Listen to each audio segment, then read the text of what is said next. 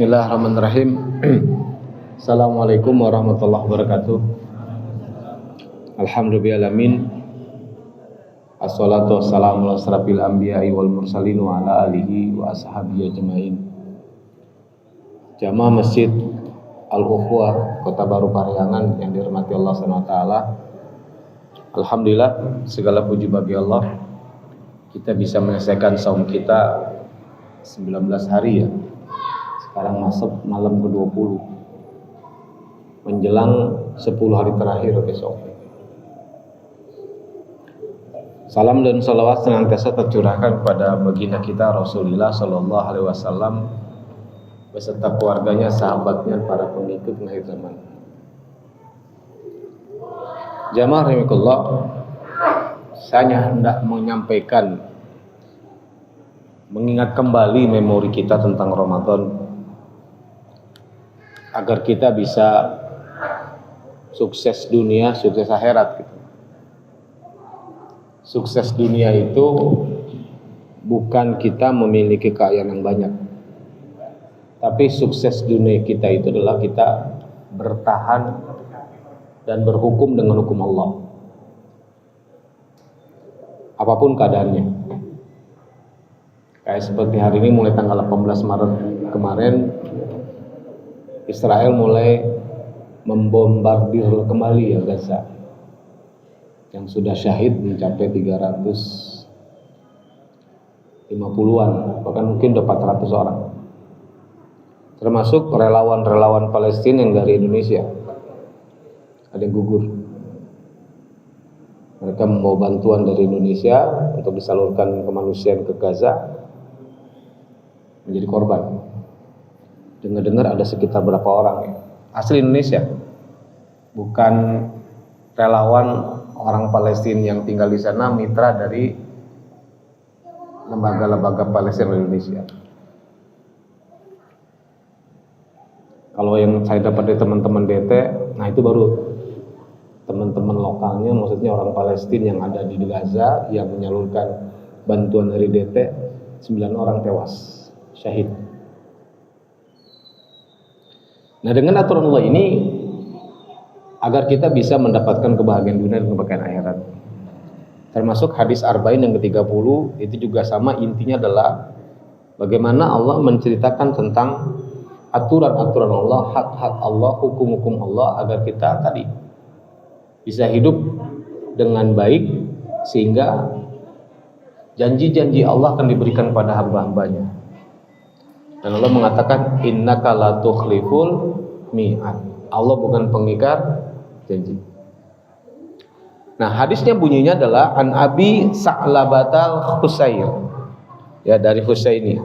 Dari Abi Sa'labah Husaini Jursum bin Nasir radhiyallahu anhu. Ya. Bin Nasir radhiyallahu anhu. Ani Rasulullah SAW, dari Rasulullah SAW qol bersabda, innallaha farada faraid fala tadayyi'uha wa hadda hududan fala ta'taduha wa harrama asya'a fala tantahikuha wa sakata hasanan rawahu Daruqutni wa ghairuh. Dikatakan di sini dari Abu Sa'balaba Al-Husaini Al-Jursum, ya, Jursum bin Nasir radhiyallahu anhu berkata, Rasulullah bersabda, innallaha, sesungguhnya Allah Subhanahu wa taala menetapkan beberapa kewajiban. Ya. Sesungguhnya innallaha farada faraid. Allah menetapkan kewajiban, beberapa kewajiban. Kata baginda, janganlah engkau menyepelekannya. Dan dia telah menentukan batasan, hadda, batasan-batasan, juga jangan pernah melanggarnya. Ya. Dia telah mengharamkan, waharoma, Allah mengharamkan beberapa hal, maka jangan engkau jatuh ke dalamnya. Dan juga mendiamkan beberapa hal karena kasih sayangnya. Jadi ketika Allah membiarkan ini terjadi, itu kasih sayang Allah pada kita. Bukannya lupa, karena Allah nggak pernah pelupa. Ayat kursi menyebutkan itu kan, kita paham itu. Maka janganlah engkau membahasnya. Hadis Hasan, hadis riwayat Ad-Darqutni, hadis nomor 4043, 4316 dan selainnya. Hadis ini dikomentar oleh Syekh Abdul Muhsin. Hadis ini sanadnya terputus. Namun hadis ini dikata Ibnu Rajab punya penguat. Jadi maka dipakai oleh Imam Nawawi sebagai hadis arba'in yang ke-30. Apa? Faraid itu kewajiban. Jadi Allah kalau sudah mewajibkan, ini kita perhatikan apa saja yang Allah wajibkan pada kita. Dan biasanya Allah baginda sampaikan dalam sabda-sabdanya. Makanya mau nggak mau kita mesti pelajari. Misalnya sholat, saum, haji, zakat, nah itu kewajiban. Ya. Dan kita tidak boleh menyepelekannya. Bagaimana Abu Bakar As-Siddiq ketika Rasul wafat kemudian digantikan oleh Abu Bakar menjadi pemimpin kaum muslimin, banyak kaum riddah namanya, kaum murtad. Yang intinya dia tidak membayar zakat. Sampai Umar mengatakan dia muslim, kata Abu Bakar tidak, karena dia tidak bayar zakat, dan zakat kedudukan sama dengan sholat. Nah, kalau kita perhatikan dalam Al-Karim itu antara zakat dengan sholat selalu direndengkan oleh Allah kan. Alladzina yunfikuna, ya kan, alladzina yu'minuna bil ghaibi wa yuqimunas sholata wa mimma razaqnahum yunfikun, gitu tentang infak. Biasanya dengan zakat. Iqamis shalah wa itaiz zakah, gitu. Menegakkan salat, membayar zakat. Selalu direndengkan oleh Allah. Sehingga Abu Bakar punya pemahaman bahwa zakat itu enggak boleh disepelekan. Makanya ketika ada kaum muslimin ketika Rasul wafat dia tidak membayar zakat, diperangi oleh Abu Bakar. Termasuk munculnya Musailamah Al-Kadzdzab, nabi yang mengaku nabi palsu. Kan begitu? Ya. Kemudian hudud. Nah, hudud ini juga sama ya. Batasan berupa wajib dan haramnya.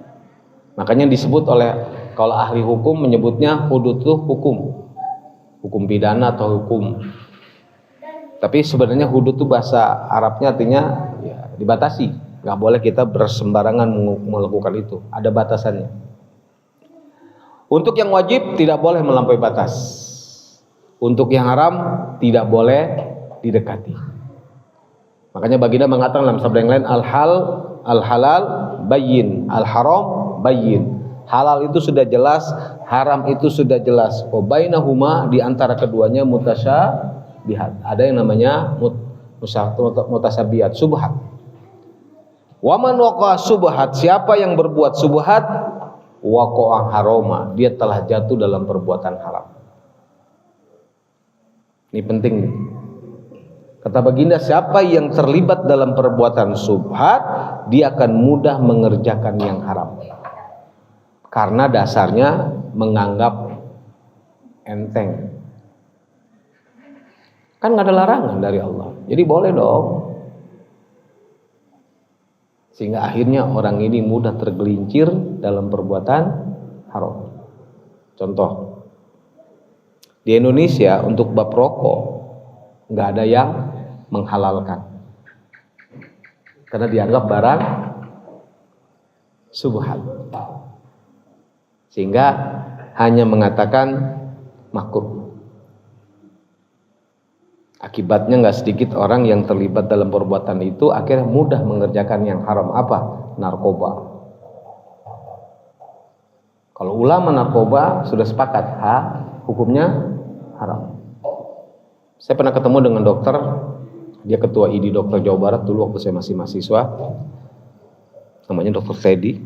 Itu 90% pasiennya yang di rumah sakit RSKO itu rumah sakit ketergantungan obat. Itu 90% awalnya perokok. Karena memang kalau kita pahami dari para dokter, ternyata rokok itu mengandung zat adiktif yang paling rendah. Makanya orang pada ngerokok susah meninggalkan. Karena ada zat adiktif. Adiktif adalah ya sebenarnya narkotik gitu. Narkotik itu singkatan narima komisautik gitu teh. Narkoba nerima komisi loba. Makanya kalau yang sudah ngerokok susah untuk meninggalkan dia. Ya, makanya hukum rokok di Indonesia masih makruh. Di luar negeri ada yang mengharamkan. Nggak ada, dan tidak ada satu ulama pun mengatakan rokok itu halal. Nggak ada. Oke, kita katakanlah subhat lah di Indonesia. Makanya tadi kata Rasulullah, waman waqa subhat, siapa yang mengerjakan subhat, hati-hati, dia mudah akan mengerjakan yang haram. Makanya kita hindarilah subhat supaya kita nggak mengerjakan yang haram. Kan itu. Ini disampaikan oleh baginda Rasulullah. Ya. Siapa yang bisa menghindari subhat, dia akan menjaga dirinya, agamanya dari perbuatan-perbuatan haram. Kata baginda dalam sabda, sama sabdanya sabda dalam hadis arba'in. Hadis arba'in yang ke-6 kalau tidak salah. Al halal bayyin, al haram bayyin, wa bainahuma mutasyabihat, dan seterusnya. Kan itu. Ya. Kemudian wal haram asya'a, ya. Allah mengharamkan sesuatu, maka kita tidak boleh melanggarnya. Allah menghalalkan sesuatu, maka kita tidak boleh mengharamkan. Sebagaimana baginda pernah mencoba menghalalkan sesuatu, mengharamkan sesuatu yang dihalalkan oleh Allah. Jadi baginda itu dari rumahnya Maryam, istri Rasul, setiap pulang dari rumahnya Maryam bertemu dengan istri yang Rasul, itu ternyata mereka sudah mengadakan sebuah kesepakatan dengan para istri yang lain bahwa Rasul bau mulut. Karena setiap di rumah Maryam itu pasti minum madu. Karena Maryam ini dari istri Rasul ini punya anak namanya Ibrahim, tapi masih kecil udah meninggal. Anak Rasul yang hidup itu perempuan semua, nggak ada yang laki-laki. Laki-laki semuanya meninggal.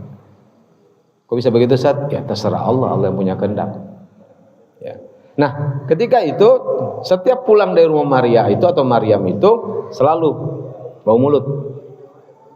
Sehingga Rasul merasa nggak nyaman dan Rasul hampir-hampir mengharamkan madu. Ditegur oleh Allah, yang sudah dihalalkan tetap berlaku halal. Yang sudah diharamkan tetap berlaku haram, dan sabda ini jelas gitu. Jadi kita tidak boleh mendekatinya. Kemudian ya jelas ya, seperti zina, minum khamr, ya, kemudian perkara-perkara lainnya yang tidak terhitung banyak yang diharamkan. Makanya sampai Allah mengatakan wala taqrabuz zina, mendekati zina aja sudah dilarang, apalagi perbuatan zinahnya gitu. Nah, mendekati zina itu apa? Berdua-duaan dengan wanita yang bukan mahramnya di tempat yang sepi. Maka banyak kejadian. Nah, yang berikutnya kata sabda Rasulullah ini, yang Allah diamkan artinya tidak dilarang dan tidak diwajibkan. Yang namanya tidak dilarang itu, didiamkan itu bukan berarti Allah lupa. Allah nggak pernah pelupa.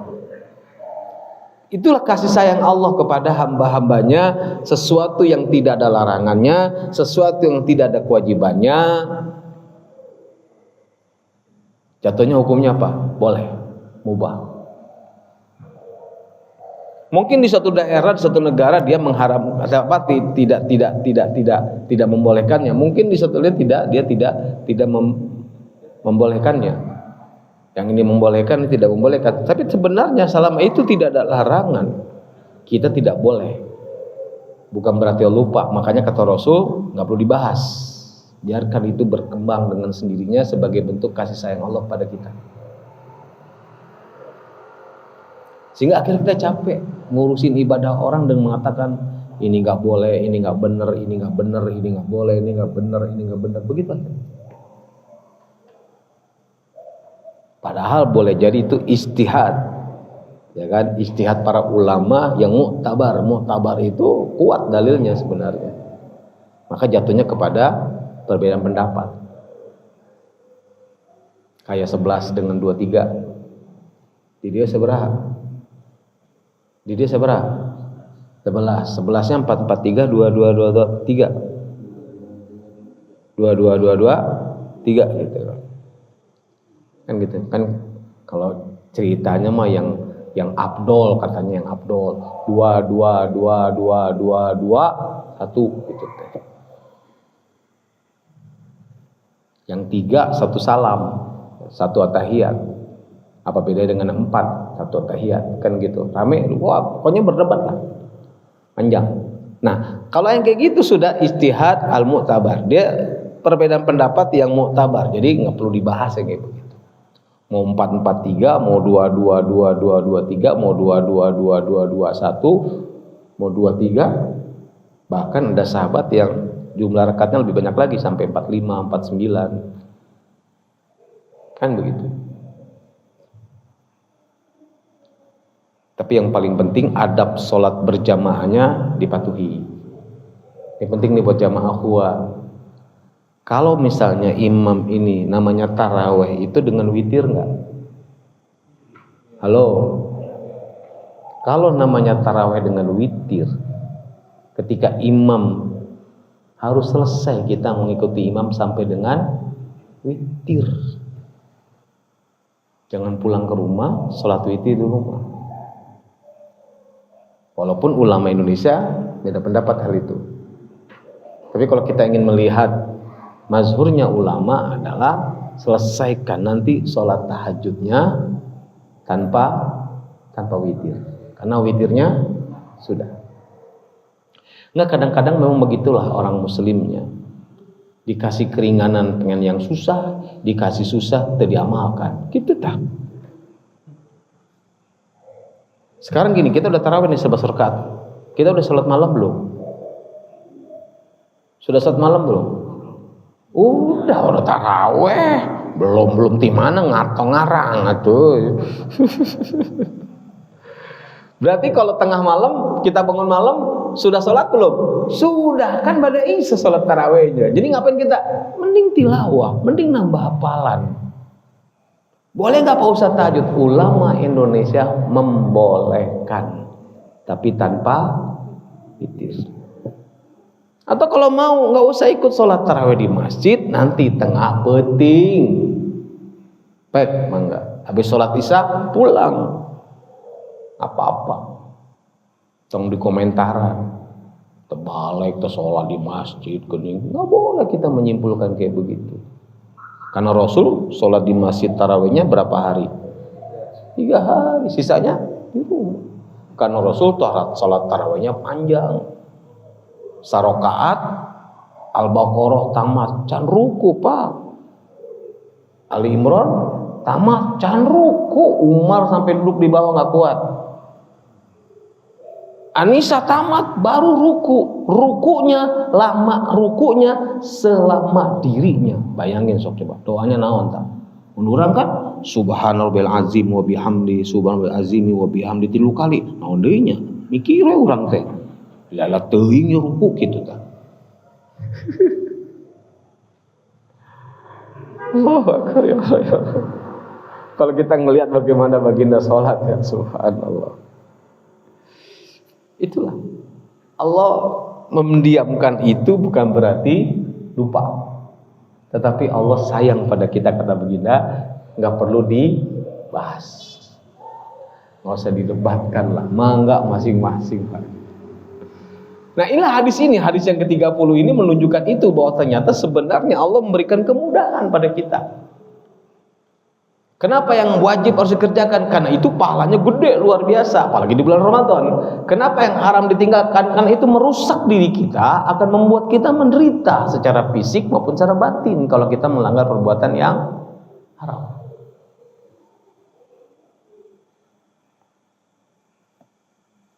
Karena Allah nggak butuh apapun dari hambanya, jemaah. Mau jamaahnya hebat, ibadah seperti apapun, nggak akan bertambah kemuliaan Allah. Ya kan?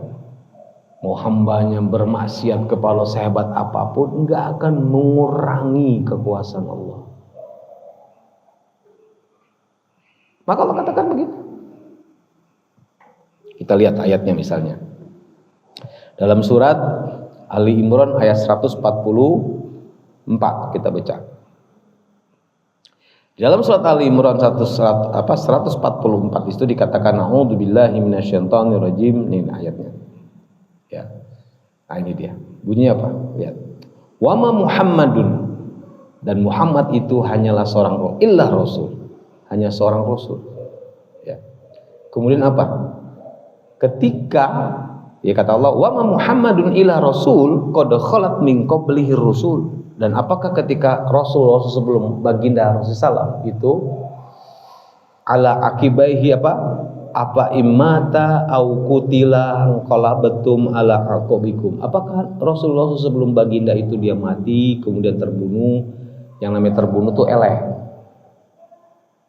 Dia mati dan terbunuh, kamu mau mundur ke belakang. Ala akibaikum. Apakah kamu akan mundur ke belakang?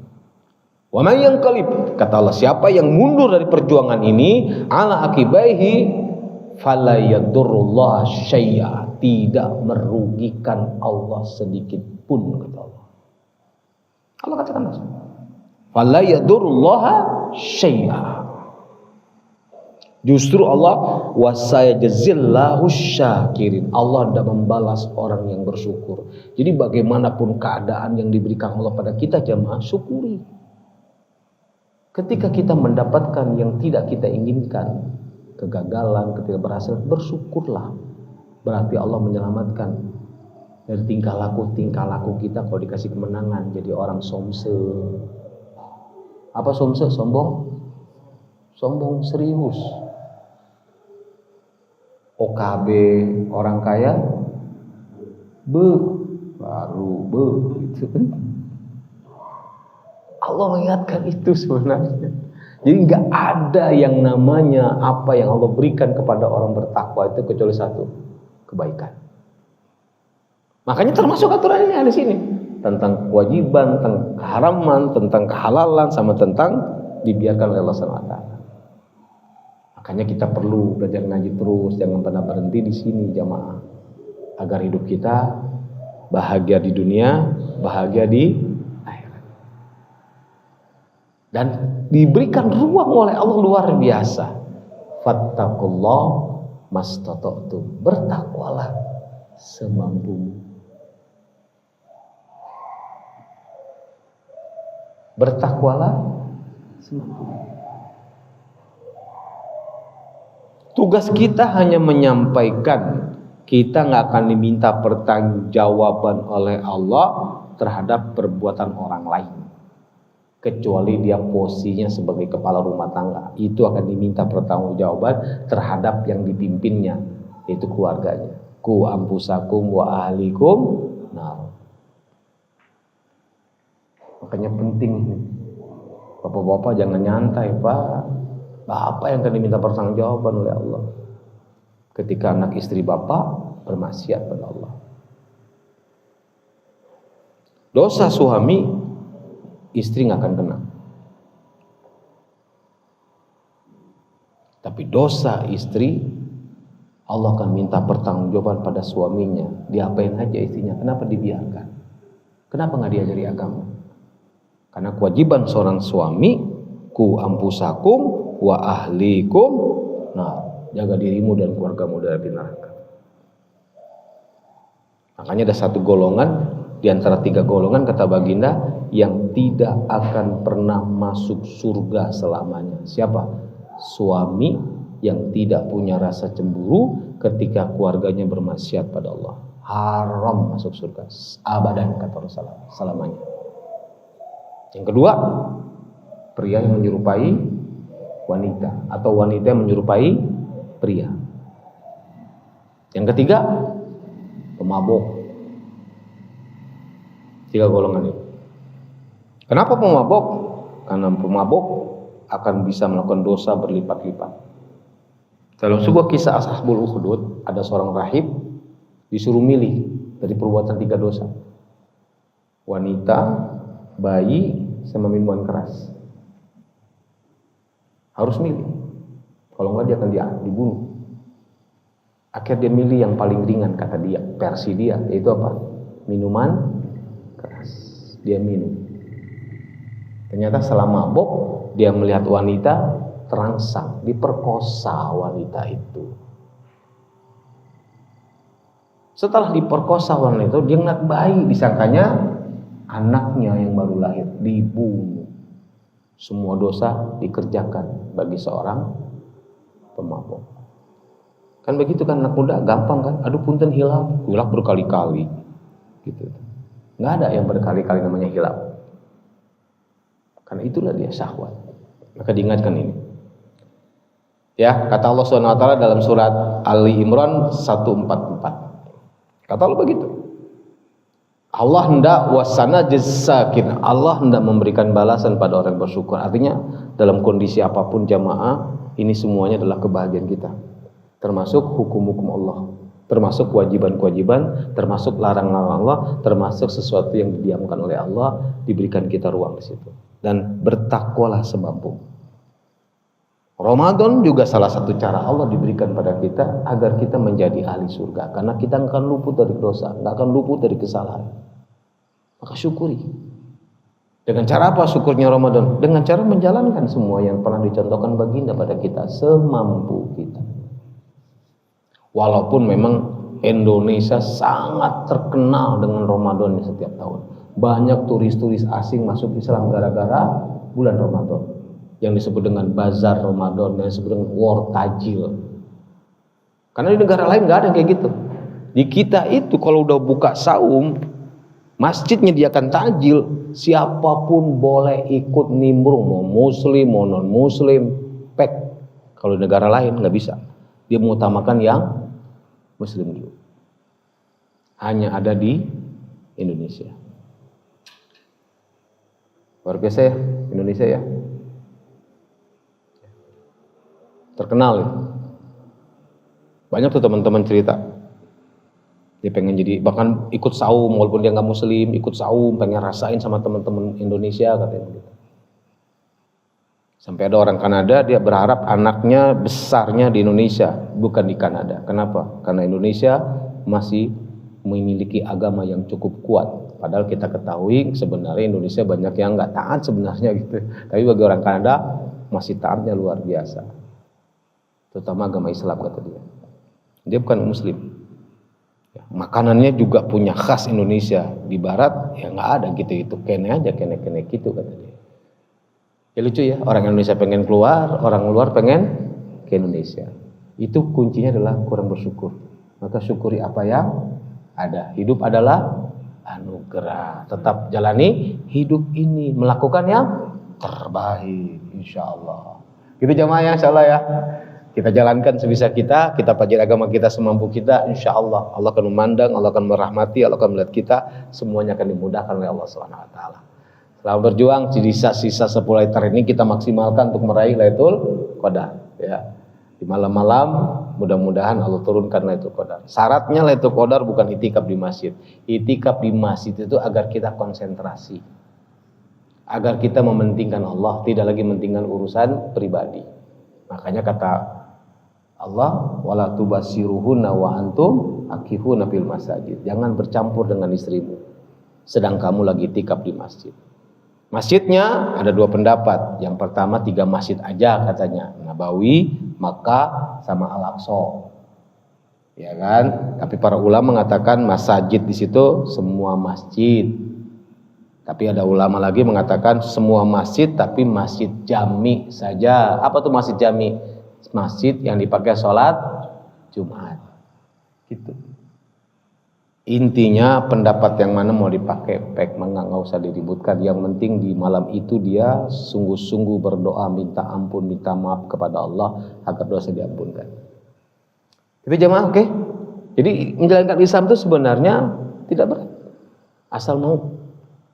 Makanya la ikraha fiddin, nggak ada paksa dalam agama. Tapi kalau udah ngasuh, disitulah kita akan dituntut oleh Allah, diarahkan oleh Allah, dikondisikan oleh Allah agar kita menjalankan dengan kesungguhan. Kata Allah, lima taqulu ma la taf'alun kabura maqtan indallahi an taqulu ma la taf'alun. Allah enggak suka dengan orang yang mengatakan tapi tidak dilakukan. Sangat benci di sisi Allah orang yang mengatakan tapi tidak dikerjakan. Makanya kita kerjakan semampu kita. Wallahu a'lam bishawab. Qulu qouli hadza subhanakallahumma wa bihamdika asyhadu an la ilaha illa anta astaghfiruka wa atubu ilaik. Assalamualaikum warahmatullahi wabarakatuh.